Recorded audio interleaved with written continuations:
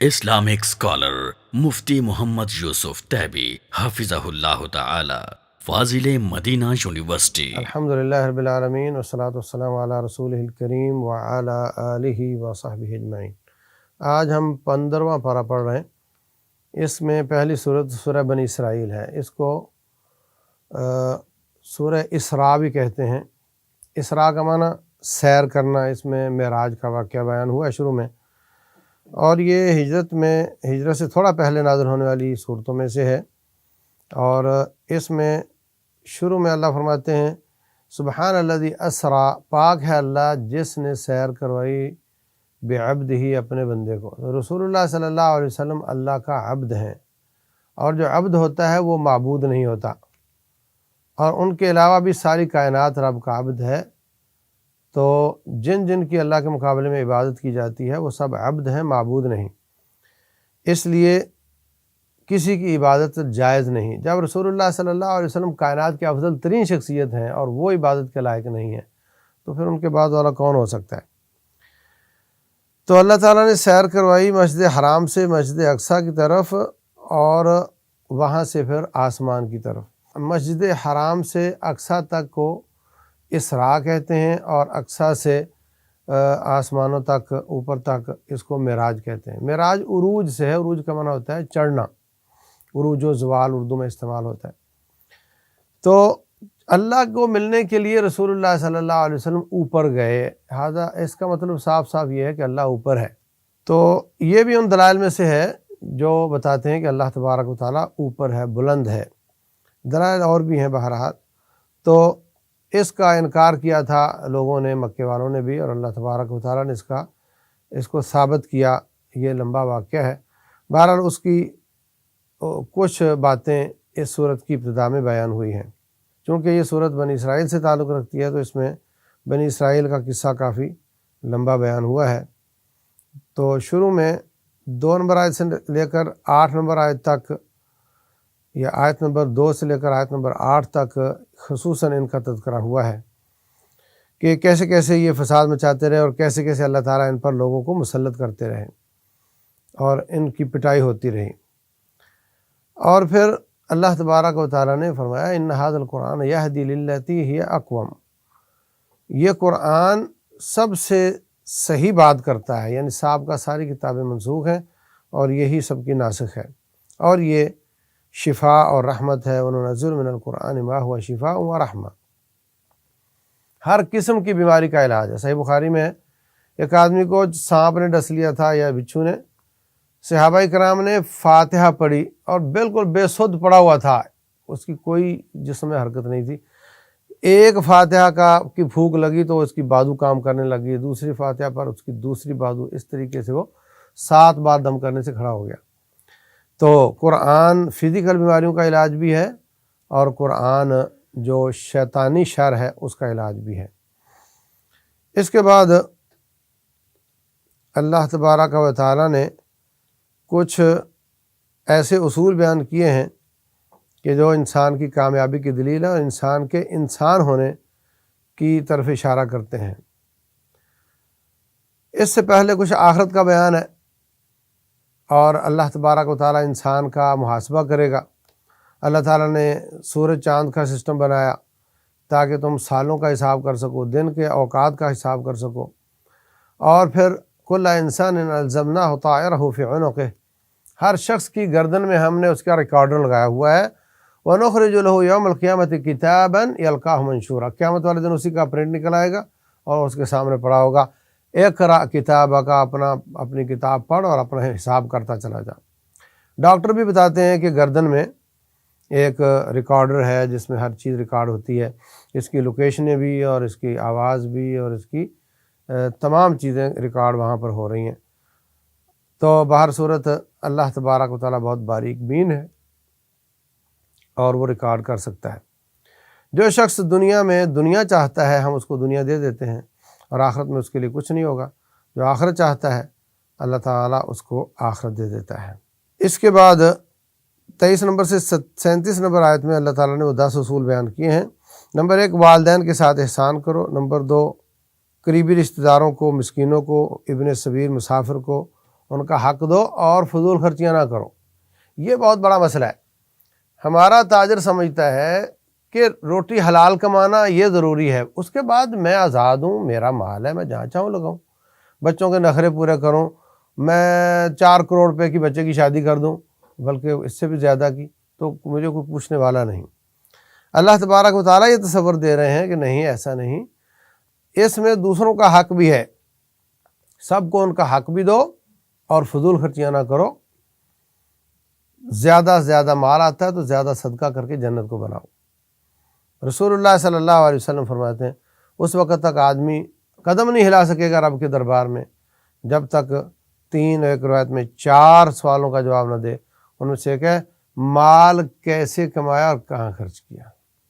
یہ دونوں ضروری ہیں، کیسے کمایا بھی ضروری ہے، کیسے خرچ کیا یہ بھی ضروری ہے۔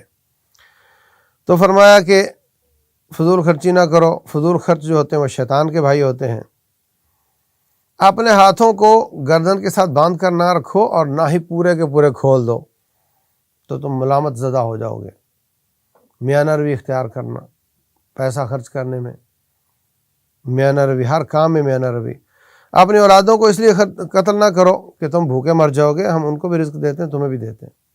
آج یہ تصور، بڑی ترقی یافتہ دنیا ہونے کے باوجود یہ تصور بڑا گہرا ہوتا چلا جا رہا ہے کہ بچے 2 ہی اچھے، کھلاؤ گے کہاں سے؟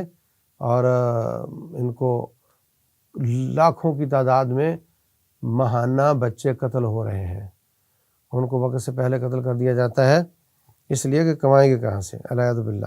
اور جو پیدا ہی نہیں ہونے دیے جاتے، جو رکاوٹیں بنا دی جاتی ہیں، جتنا بدکار معاشرہ ہے، وہ بچے جنے گا تو بدکاری کیسے کرے گا؟ اس لیے بہت زیادہ، لاکھوں سے بھی زیادہ بچوں کو وہ اس طریقے سے ختم کیا جاتا ہے۔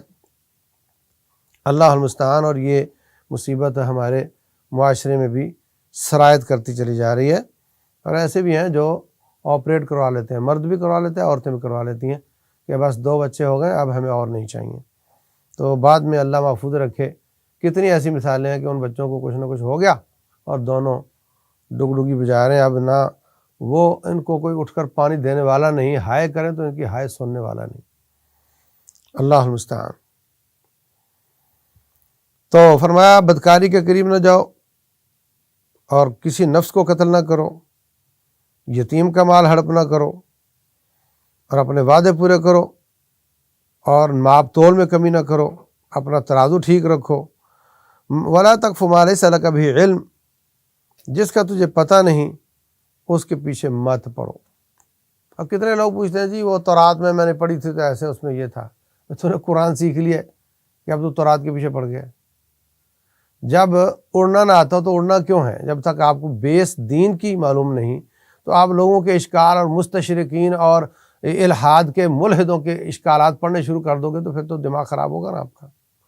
تو بنیادی طور پر اپنا دین سیکھو، اس کے بعد پھر کوئی اور اگر آپ کی ضرورت ہو تو پڑھا جا سکتا ہے۔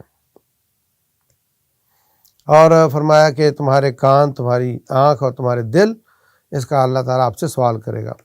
زمین پر اکڑ کر نہ چلو، کیونکہ تم زمین کو پھاڑ نہیں سکتے اور نہ تم پہاڑوں کی بلندی کو چھو سکتے ہو، تک پہنچ سکتے ہو۔ تو بہر صورت یہ 10 کچھ چیزوں کا حکم ہے اور کچھ چیزوں سے منع کیا گیا ہے، ان پر عمل کرنا یہ ہمارے مسلمان کی اخلاقیات ہیں۔ اس کے بعد اللہ تبارک و تعالیٰ نے توحید کی آیات بیان کی ہیں، اور یہ کہ فرشتوں کا لفظ ملائکہ مؤنث ہے تو تم نے ان کو اللہ کی بیٹیاں بنا دیا ہے، اس کو بہت زیادہ شد و مد کے ساتھ اللہ نے کنڈیم کیا، اس کا انکار کیا ہے۔ افاصفاکم ربکم بالبنین واتخذ من الملائکۃ اناثا، اچھا تو تمہیں بچے پسند ہیں اور اللہ نے بیٹیاں فرشتوں کو بنا رکھا ہے، تم نے بہت بری بات کی ہے۔ ہر چیز رب کی تسبیح بیان کرتی ہے مگر تمہیں ان کی تسبیح سمجھ نہیں آتی۔ پتھر بھی اللہ کی تسبیح بیان کرتے ہیں۔ اللہ تبارک و تعالیٰ فرماتے ہیں وَإِنَّ مِنْهَا لَمَا يَهْبِطُ مِنْ خَشْيَةِ اللَّهِ، یہ جو سلائیڈ ہوتا ہے پہاڑ، یہ اللہ کے خوف سے سجدہ کر رہا ہوتا ہے، اور ہر چیز اللہ کی تسبیح بیان کرتی ہے مگر تمہیں ان کی تسبیح سمجھ نہیں آتی۔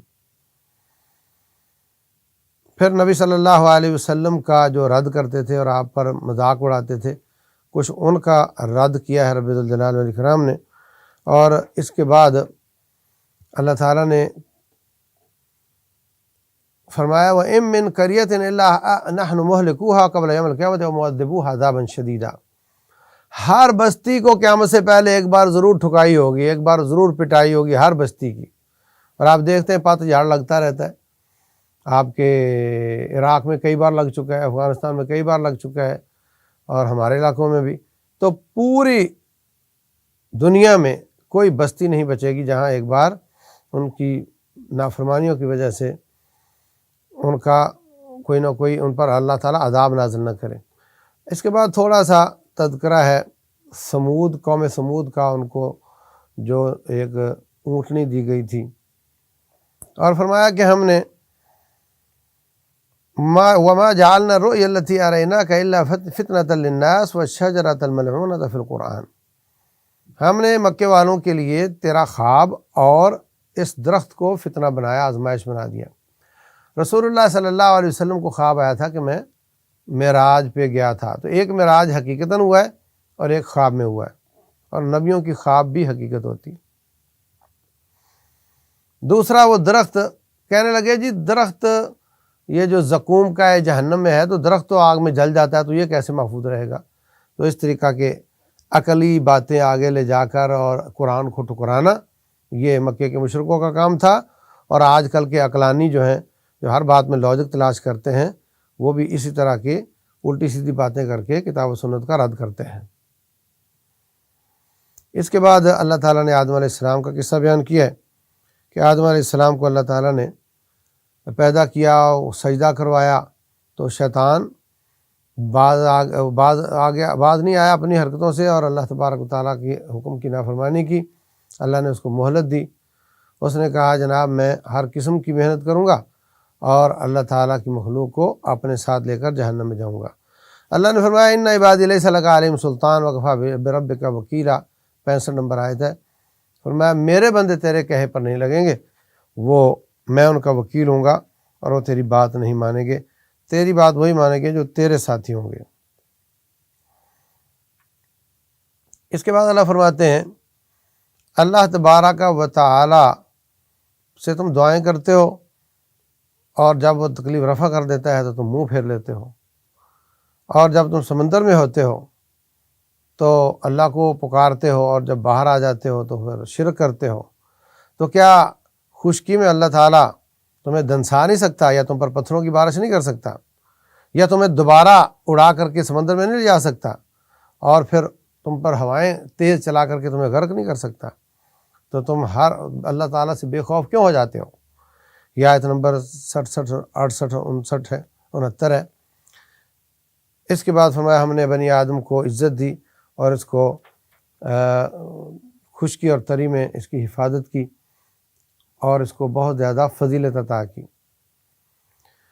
قیامت والے دن ہم ہر گروہ کو اس کے امام کے نام پر پکاریں گے، تو جس کے سیدھے ہاتھ پہ اعمال نامہ دیا گیا ہوگا وہ اللہ کی نعمتوں میں ہوگا۔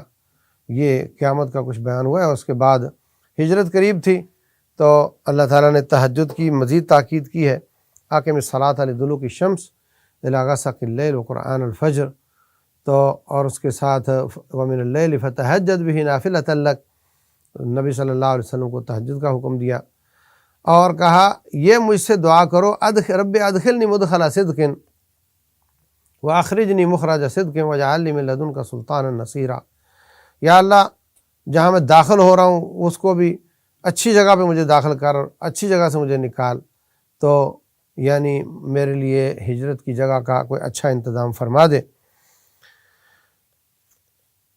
اور اس کے بعد کچھ ملی جلی آیات ہیں۔ چیلنج کیا گیا مکے والوں کو کہ اگر انسان اور جن مل کر اس قرآن جیسا ایک قرآن لے کر آ جائیں، آنا چاہیں تو نہیں لا سکتے، اگرچہ ایک دوسرے کے مددگار ہی کیوں نہ ہوں۔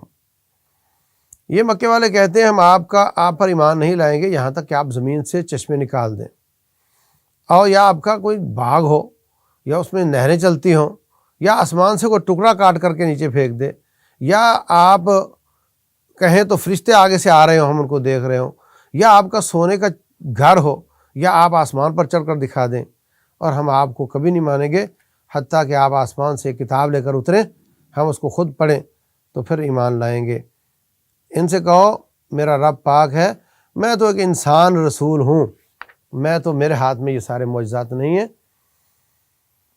اور آپ سے پہلے لوگ بھی یہ کہتے رہے کہ یہ کیا ہوا، اللہ تعالیٰ نے انسان رسول بھیج دیا ہے، ہم نہیں اس کو مانتے۔ ان سے کہو اگر دنیا میں فرشتے بستے ہوتے تو ہم ان کے لیے فرشتہ نبی بھیج دیے ہوتے، اب چونکہ انسان رہ رہے ہیں اس لیے ہم ان کے لیے انسان نبی بھیج رہے ہیں۔ تھوڑا سا تذکرہ آگے جا کر موسیٰ علیہ السلام اور ان کو جو اللہ نے 9 نشانیاں دی تھیں ان کا ہوا ہے، اور اس کے بعد یہ سورت ختم ہو جاتی ہے۔ اس کے بعد سورت کہف ہے۔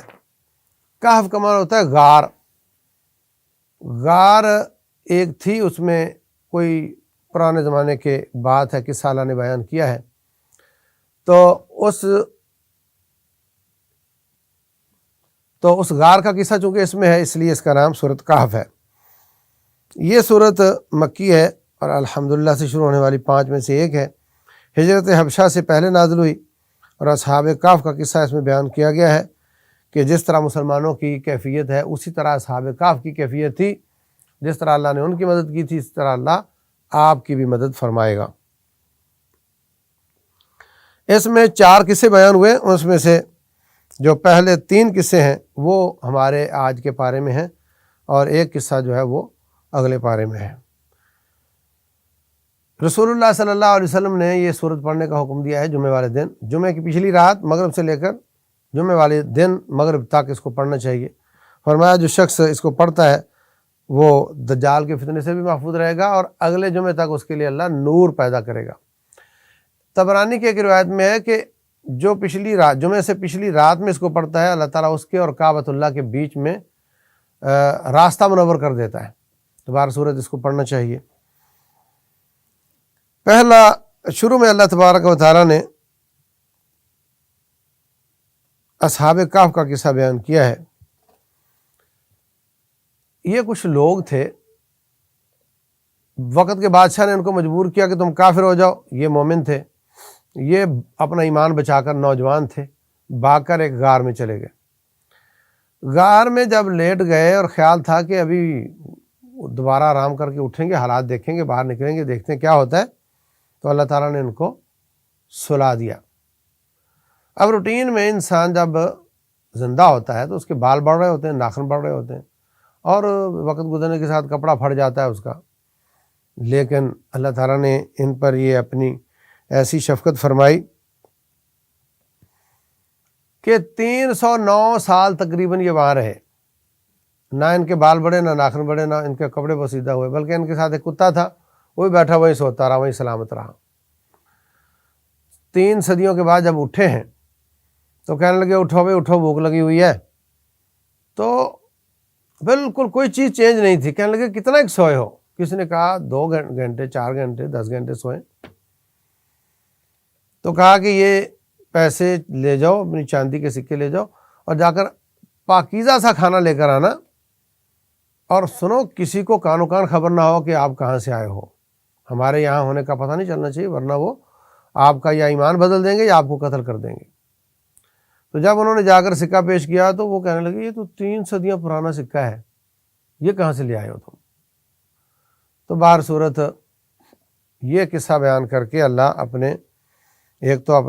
اپنے توحید والوں کی حفاظت کرتا ہے، اور ایک یہ کہ ہر چیز کی قوت آج بھی اس کے ہاتھ میں ہے، وہ چاہے بالوں کو بڑھنے سے روک دے، وہ چاہے، اور پھر اللہ تعالیٰ فرماتے ہیں ہم ان کے پہلو بدلتے تھے، نقلبہم ذات الیمین و ذات الشمال۔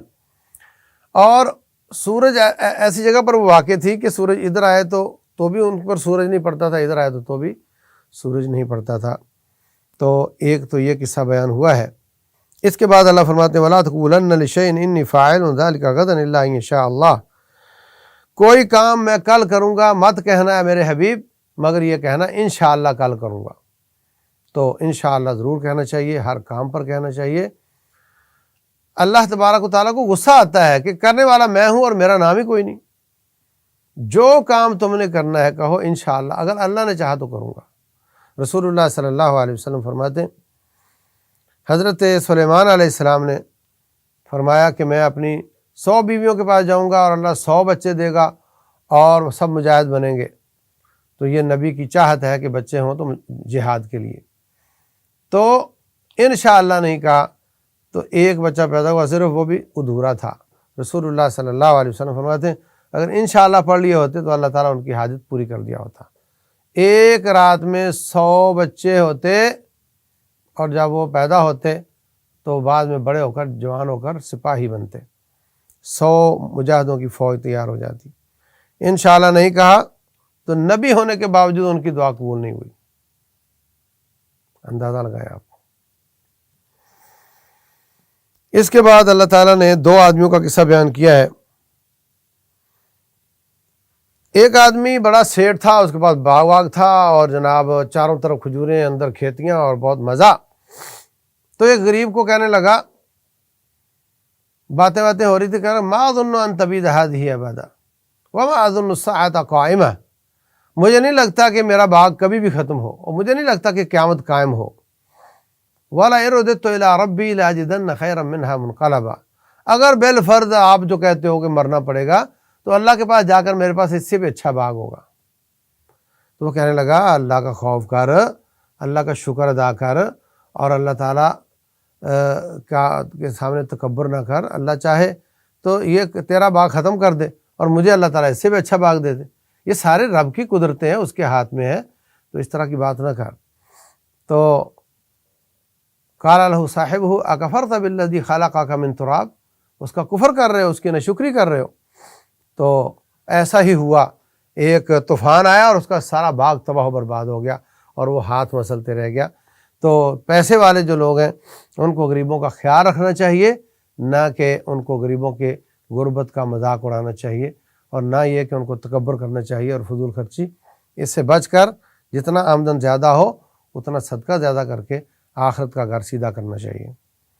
2 قصے ہو گئے، تو تیسرا قصہ اس میں جو ہے وہ بیان ہوا ہے، بلکہ اس حساب سے تو موسیٰ اور خضر علیہ السلام کا قصہ، یہ آیت نمبر 60 سے 82 نمبر تک ہے۔ پچھلا قصہ جو تھا وہ آیت نمبر 32 سے 44 تک تھا۔ تو موسیٰ اور خضر علیہ السلام کا قصہ اس میں بیان ہوا ہے، وہ یہ، موسیٰ علیہ السلام کہنے لگے اللہ مجھ سے زیادہ بھی کوئی علم کسی کو دیا آپ نے، مجھ سے زیادہ بھی علم کسی کو دیا آپ نے؟ تو اللہ فرمانے لگے ہاں میرا ایک بندہ ہے، اس کے پاس علم ہے، یا اللہ پھر مجھے اس کا راستہ بتا، میں اس سے سیکھتا ہوں۔ تو یوشع بن نون کو ساتھ لیا اور ایک مچھلی فرائی کر کے ساتھ رکھ لی کھانے کے لیے، بلکہ یہ نشانی تھی، مچھلیاں زیادہ ہوں گی، نشانی تھی کہ جب مچھلی زندہ ہو کر پانی میں گھس جائے تو وہیں وہ بندہ ملے گا۔ چلتے رہے چلتے رہے چلتے رہے، ایک جگہ پر پڑاؤ ڈالا، سونے کے لیے آرام کیا، تو وہ مچھلی وہ پھڑکی اور اس میں روح آ گئی اور وہ پانی میں گھس گئی، اور جہاں پانی میں گھسی وہاں سوراخ باقی رہا، منتقل نہیں ہوا۔ اب حضرت موسیٰ سو رہے تھے تو دیکھ لیا یوشع بن نون علیہ السلام نے کہ یہ وہ نشانی تو پوری ہو گئی ہے، تو اب میں حضرت کو اٹھاؤں تو یہ سوء ادب ہو جائے گا۔ انہوں نے اٹھایا نہیں ان کو، اور جب اٹھے تو بھول گئے اور آگے چلنا شروع کر دیا۔ ایک دن اور ایک رات مزید چلے تو تھک گئے، کہنے لگے اچھا پھر مجھے وہ مچھلی دو، میں کھا لوں۔ تو کہنے لگے حضرت سوری، وہ تو پچھلی منزل پہ جہاں ہم سوئے تھے نا وہیں پہ وہ پانی میں چلی گئی تھی۔ تو کہنے لگے میں نے بتایا نہیں تھا کہ ایسا مجھے بتانا ہے۔ اس سے لوگ بات نکالتے ہیں کہ الامر فوق الادب، میرا حکم ماننا چاہیے تھا، میرا ادب نہیں دیکھنا چاہیے تھا آپ کو۔ تو باہر صورت اس کے بعد واپس آئے تو وہاں پر دیکھا کہ پانی کے اوپر مسلح بچھا کر ایک آدمی لیٹا ہوا ہے، اوپر چادر لی ہوئی ہے۔ کہا السلام علیکم، تو خضر علیہ السلام کہنے لگے وعلیکم السلام۔ کون ہو؟ موسیٰ ہوں۔ کون سے موسیٰ؟ بنی اسرائیل والے؟ اچھا، تو آئے ملے، تو کیسے آنا ہوا؟ کہا اللہ تعالیٰ نے بتایا آپ کے پاس علم ہے اور وہ مجھے حاصل کرنا ہے۔ تو تینوں سوار ہو گئے، کشتی چل رہی تھی، راستے میں ان کو روکا اور اس میں بیٹھ گئے۔ تو جب تھوڑا آگے گئے کہنے لگے جی کرایہ، تو یہ کرایہ دینے لگے، تو کہنے لگے حضرت نہیں، آپ سے اور آپ کے مہمانوں سے ہم کرایہ نہیں لیں گے۔ آگے گئے تو حضرت خضر علیہ السلام نے کلہاڑا پکڑا اور تختہ 2-3 تختے توڑ دیے اس کے اور اندر رکھ لیے۔ موسیٰ علیہ السلام کہنے لگے حضرت انہوں نے ہم پر احسان کیا، کرایہ بھی نہیں لیا اور آپ نے ان کی کشتی توڑ دی ہے۔ کہا میں نے کہا نہیں تھا کہ آپ نے بولنا نہیں ہے بیچ میں جب تک میں نہ بتا دوں۔ کہا جی غلطی ہو گئی۔ آگے گئے، اترے، تھوڑا آگے گئے تو تختے دوبارہ لگا دیے۔ کہا کہ راستے میں ایک بادشاہ تھا، وہ اچھی کشتیوں کو پکڑ رہا تھا تو میں نے توڑ دی تاکہ اس کو نہ پکڑے، اور اب ہم نے اس کو جوڑ دیا۔ خشکی پر آئے تو ایک بچہ تھا، چھوٹا بچہ تھا 5-7 سال کا، اس کو پکڑا اور ذبح کر دیا۔ حضرت یہ کیا کیا؟ یہ تو مکلف بھی نہیں ہے، اگر اس نے کوئی جرم کیا بھی ہو تو اس کی سزا یہ نہیں ہے۔ تو کہنے لگے آپ کو کہا نہیں تھا بولنا نہیں بیچ میں؟ تو بہر صورت وہ بعد میں بتایا کہ یہ بچہ بڑا ہو کر باغی بننے والا تھا والدین کا، تو ہم نے اس کو ذبح کر دیا، اللہ تعالیٰ ان کو اور دے دے گا۔ پھر آگے گئے تو ایک بستی تھی، وہاں ان سے کہا بھی ہم مسلمان مسافر ہیں، ہمیں کھانا کھلاؤ، تو کہا کوئی کھانا وانا نہیں ہے۔ واپس آنے لگے تو ایک دیوار ٹیڑھی تھی، حضرت خضر علیہ السلام نے اس کو گرا دیا اور کہا موسیٰ بھائی آؤ ذرا اس کو سیدھی کر کے بنا دیا۔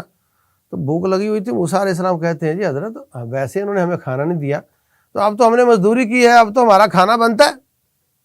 تو کہا بس اب آپ میرے ساتھ نہیں چل سکتے۔